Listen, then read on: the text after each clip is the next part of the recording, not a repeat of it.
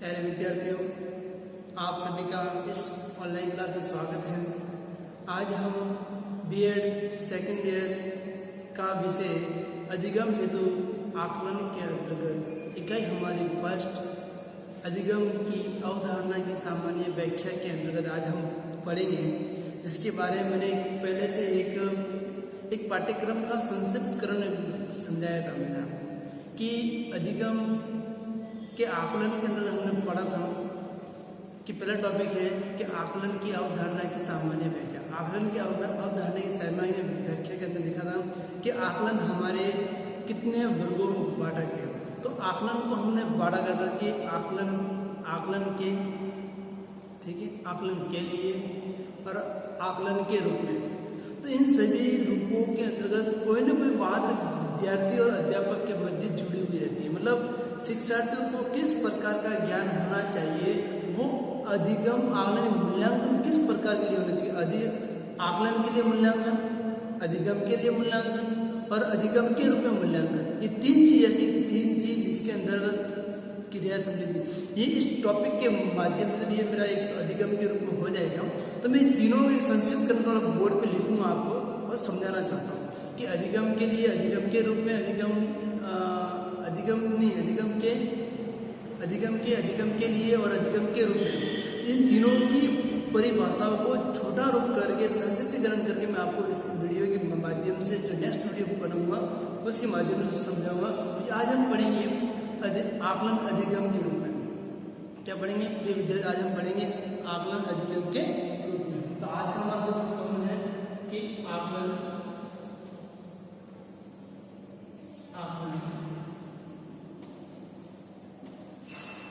अधिगम के रूप में, अधिगम के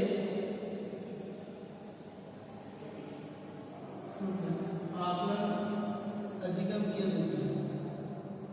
तो आज का जो हमारा टॉपिक है इसके बारे में हम पढ़ेंगे कि आकलन अधिगम के रूप में किस प्रकार से असेसमेंट एज ए लर्निंग, कि इसका मतलब क्या है। ये आकलन अधिगम के रूप के मतलब इसका एक छोटा सा रूप देखा जाए कि इसके अंदर किस क्रियाओं के बारे में समझाया गया है।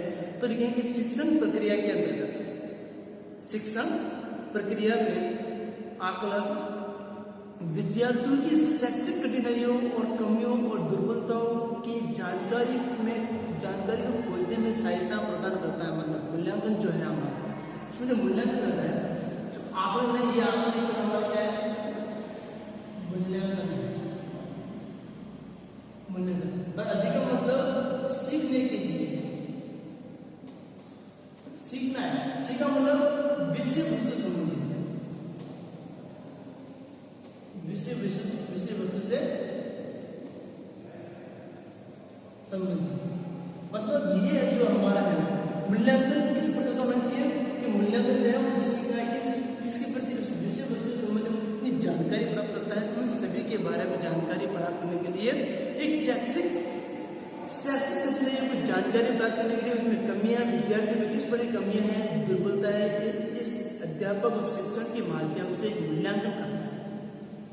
और मूल्यांकन के आधार पर ही एक अध्यापक उस विद्यार्थी की सभी प्रकार कठिनाइयों की समस्या को ध्यान रखते हुए उसका उपचारात्मक शिक्षण के माध्यम से, इसके माध्यम से उपचारात्मक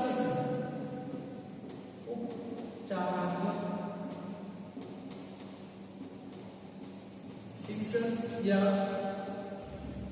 परीक्षण,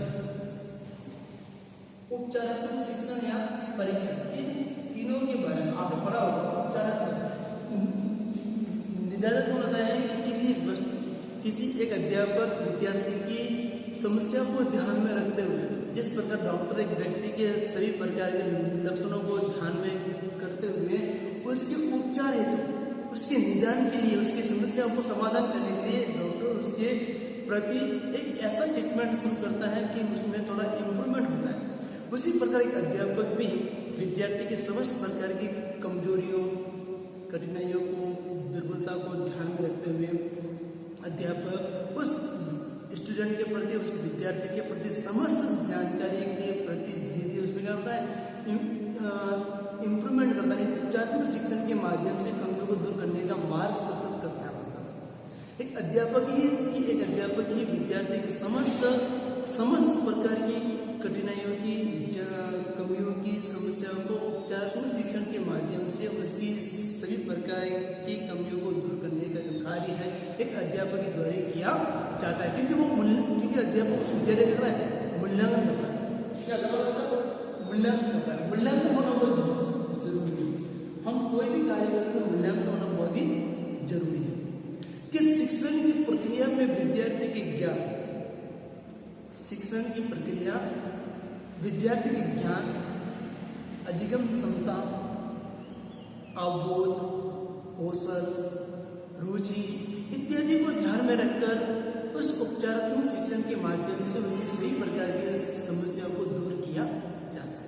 अध्यापक चाहता है कि उसके अंदर ज्ञान का वर्धन हो, अधिगम क्षमता हो, उसको पढ़ने के लिए कितना सीखता है, आयु के अनुसार सीखता है कि इस तरह को लागू कर सकता है कि अवबोध, उसको पूर्व की ज्ञान के आधार पर इतनी जानकारी है, उसको पिछली कक्षा के आने से अगली कक्षा में आगामी कक्षा में जाने से पहले उसको पिछली कक्षा के बारे में कितना ज्ञान है उसका अवबोध होना चाहिए। कौशल, उसमें किस प्रकार का कौशल है, किस प्रकार के कौशलों का विकास होना चाहिए कि वो किस आधार तक, किस विषय तक, कि उसकी अधिगम क्षमता वो कितनी है। और रुचि मतलब उस विषय के प्रति, उस शिक्षण कार्य के प्रति उस विद्यार्थी में रुचि है या नहीं है, उस सभी को ध्यान में रखते एक शिक्षण कार्य किया करता है। अब पढ़ते हैं अधिगम के रूप में आकलन, मतलब इसमें क्या होता है? अधिगम अधिगम के रूप में होता है कि इसमें शिक्षक, सुनना, इसमें शिक्षक लिखता हूं,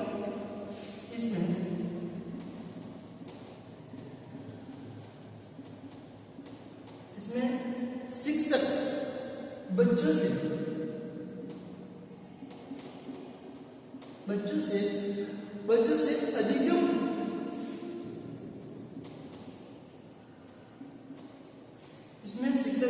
से अधिगम के रूप में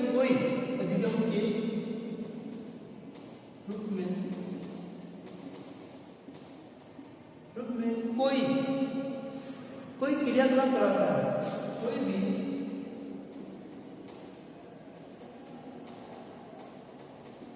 क्रियाकलाप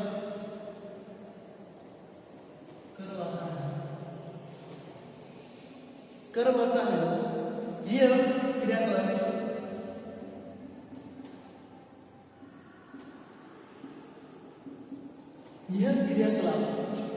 एक प्रकार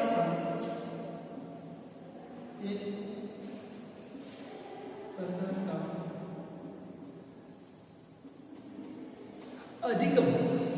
अधिगम है। क्या है? अधिगम है।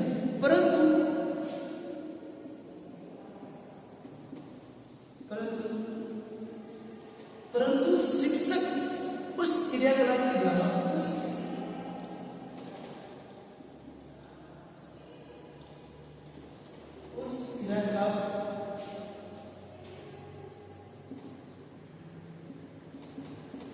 क्रियाकलाप के द्वारा बच्चों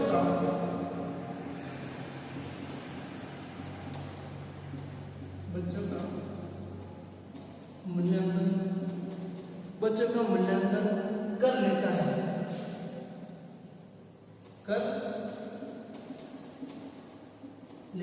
मतलब कि इसमें शिक्षक और बच्चों से अधिगम के रूप में कोई भी क्रियाकलाप करवाता है, और यह क्रियाकलाप एक प्रकार का अधिगम है। परंतु शिक्षक उस क्रियाकलाप के द्वारा बच्चों का मूल्यांकन कर लेता है। देखिए इसकी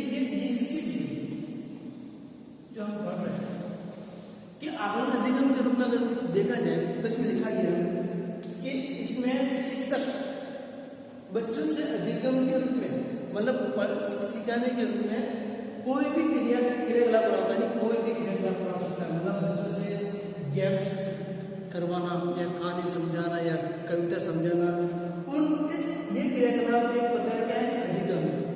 क्या है? यह क्रियाकलाप एक प्रकार का है अधिगम। परंतु शिक्षक परंतु शिक्षक उस क्रियाकलाप के द्वारा बच्चे का क्या करता है, मूल्यांकन कर लेता है कि बच्चा उस क्रियाकलाप के अंदर कितना पारंगत है, कितना जानता है, उस सभी के बारे में।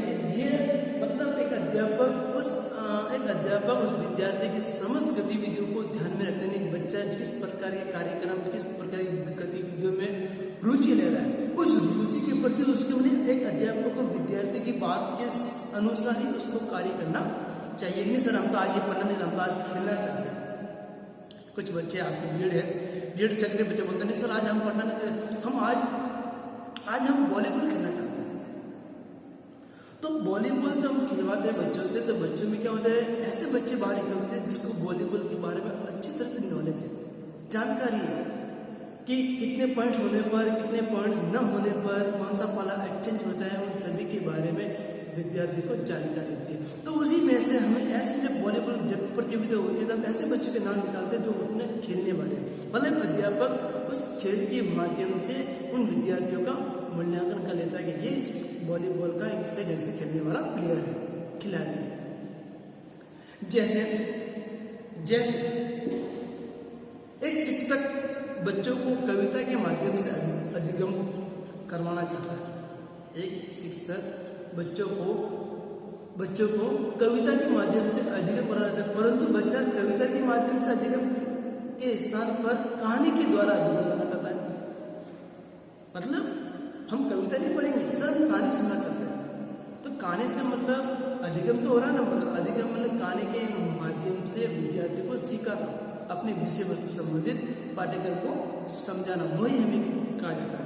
तो अगर आकलन अधिगम के रूप में देखा जाए तो एक अध्यापक की समस्त गतिविधियों को ध्यान में रखते हैं बच्चे उनसे बात रखते हैं कि सर हम आज इस माध्यम से पढ़ना चाहते हैं।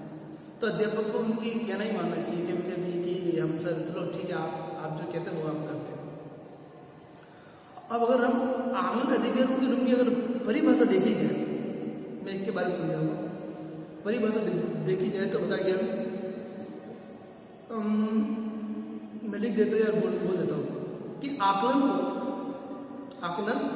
को अधिगम के रूप में प्रस्तुत करने की प्रक्रिया में प्रस्तुत करने में बताने से पहले आकलनी अधिगम के समस्त पक्षों का निर्धारण करता है। आकलनी राय